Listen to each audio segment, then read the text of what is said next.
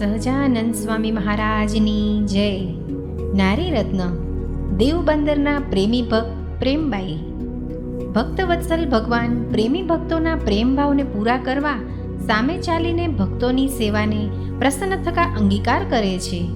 એવા દ્રષ્ટાંતરૂપ દેવબંદરના પ્રેમબાઈનું આખ્યાન આપણે સાંભળીએ. મૂળ ઉના ગામના પણ વેપાર અર્થે દીવમાં વસેલા સત્સંગી વણિક ભક્ત શેઠ પ્રેમચંદભાઈ અને તેમના દીકરી પ્રેમબાઈ. નામ તેવા જ ગુણ ધરાવતા હતા પ્રેમબાઈ. પ્રેમચંદ શેઠને અવારનવાર ઉના જવાનું થાય. ક્યારેક દીકરી પ્રેમબાઈને પણ સાથે લેતા જાય. ઉનાના નગર શેઠ શ્રીમાન ગણેશ શેઠને ત્યાં તેમના ઉતારા થતા. ગણેશ શેઠનો પરિવાર સત્સંગના રંગે રંગાયેલો હોવાથી ઘરના બાઈઓના યોગથી પ્રેમબાઈનું અંતર બાળપણથી જ સત્સંગથી રંગાઈ ગયું. મહારાજમાં હેત વધતું ગયું. અખંડ મહારાજનું ભજન કરે. સમય આવતા પ્રેમબાઈના લગ્ન પણ દીવબંદરમાં જ એક વણિક શ્રીમંત પરિવારમાં થયા. સાસરામાં સત્સંગ કાર્ય તેમજ ભજન ભક્તિ માટે પ્રેમબાઈને દરેક રીતે અનુકૂળતા હતી. પણ થોડા સમયમાં જ હરી ઈચ્છાથી તેમને વૈધવ્ય આવી ગયું. તેમણે વૈધવ્ય કાળને ઉજ્જવળ બનાવવા જીવન તપ ભજન અને સાધનામાં પસાર કરતા હતા. તેમનું મન પ્રભુના પ્રત્યક્ષ દર્શન માટે ઝંખના પામવા લાગ્યું. પ્રભુ વિરહમાં દિવસો પસાર થતા હતા. દર્શન માટે તીવ્ર ઝંખનાની વ્યાકુળ મન સાથે તેઓ અત્યંત ભાવપૂર્વક મહારાજના પૂજન માટે સુંદર મૂલ્યવાન વસ્ત્રો અને સુવર્ણના આભૂષણો તૈયાર કરાવ્યા. આ વાતની એક દૂતારાને જાણ થઈ. પોતાનો સ્વાર્થ સિદ્ધ કરવા અવનવા વેશ ધારણ કરી ને ભોળા શ્રદ્ધાળુ લોકોને દૂતારાઓ છેતરતા હોય છે.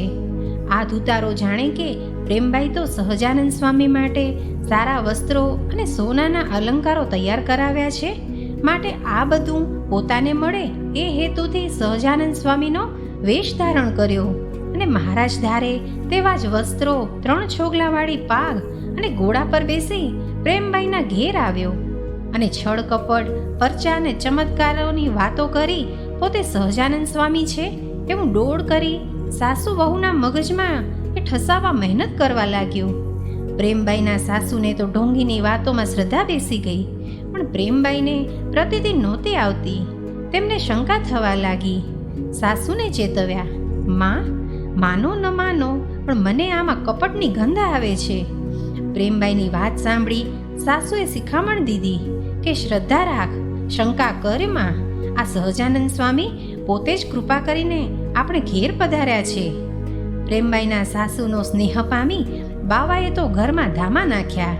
પછી લાગ જોઈ પ્રેમબાઈના સાસુને વસ્ત્ર ઘરેણા પૂજા સામગ્રી માટેની વાતો કરી અને માંગણી કરી. કહ્યું કે આ બધું તૈયાર કરાવ્યું છે તે મને આપો. આ સાંભળી સાસુને તો થયું કે સ્વામિનારાયણ તો ખરેખર અંતર્યામી છે. એમણે સામે ચાલીને સેવા માંગી છે, નહીં તો એમને કેમ ખબર પડે. સાસુએ પ્રેમબાઈને આ વાત કરી. પ્રેમબાઈએ વસ્ત્ર અલંકારો ન આપવા આનાકાની કરી તો પરાણે ઠપકો આપી ને સાસુએ પૂરા વિશ્વાસથી નકલી સહજાનની સેવા કરવા મજબૂર કર્યા. પ્રેમબાઈ તો મનોમન મહારાજને પ્રાર્થના કરવા લાગ્યા. સર્વાંતર્યામી ભગવાન સ્વામિનારાયણ ગઢપુરમાં વિરાજમાન થકા જાણ્યું કે આ ઢોંગી દૂતારો અમારા પ્રેમી ભક્ત પ્રેમબાઈને છેતરવા માંગે છે. આથી તેમણે પ્રેમબાઈ ઉપર એક વિગતવાર પત્ર લખ્યો. આ પત્ર સાથે તેમણે સોમલા ખાચર તથા ભીમભાઈ ડાભીને દેવબંદર પ્રેમબાઈને ત્યાં જવાનું કહ્યું. પત્ર સાથે સોમલા ખાચર તથા ભીમભાઈ બંને દીવ આવ્યા પ્રેમબાઈના ઘેર.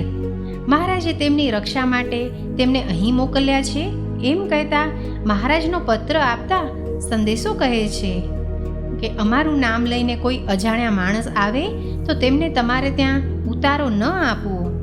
પ્રેમબાઈ પત્ર વાંચતા જ બોલ્યા, ઓહોહો, મહારાજ કેટલા દયાળુ છે, છેક ત્યાં બિરાજ્યા થકા અમારી સંભાળ લે છે. પ્રેમબાઈના સાસુ ઉતાવળા થયા બોલ્યા, પણ સ્વામિનારાયણ તો અહીં બિરાજે છે. સોમલા ખાચરે કહ્યું, ડોશીમાં ક્યાં છે એ સ્વામિનારાયણ, અમને બતાવો. પછી સોમલા ખાચર અને ભીમભાઈ એ ઠગ દૂતારાને એકાંતમાં બોલાવીને ધમકાવ્યો. બાવો સમજી ગયો કે પોતાનો ઢોંગી ખેલ પકડાઈ જશે એટલે ડરીને ત્યાંથી ભાગી ગયો. આવી રીતે દૂતારાને પ્રેમબાઈને ત્યાંથી નસાડી મૂક્યા બાદ સોમલા ખાચર અને ભીમભાઈ પાછા ગઢડે મહારાજ પાસે આવ્યા. પ્રેમબાઈ અને તેમના સાસુ આ ઠગ ધુતારાથી અંતર્યામી મહારાજે તેમની રક્ષા કરી તેથી અત્યંત રાજી થયા. થોડો સમય વીતી ગયો. ઉના તથા દીવના હરિભક્તોનો સંઘ મહારાજ કારિયાણીના દિવાળીનો ઉત્સવ ઉજવી રહ્યા છે ત્યાં દર્શનાર્થે ગયો.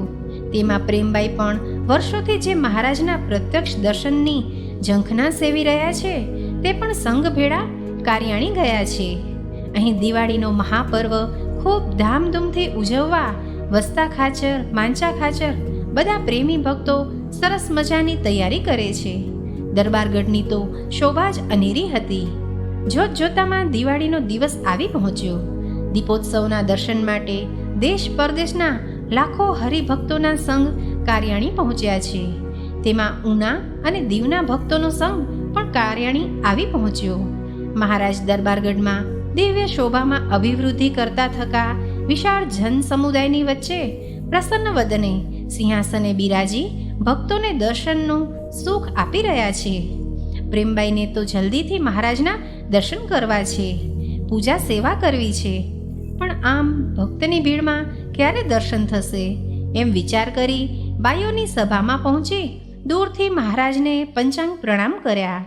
મહારાજ, મારે આપની પૂજા સેવા કરવી છે.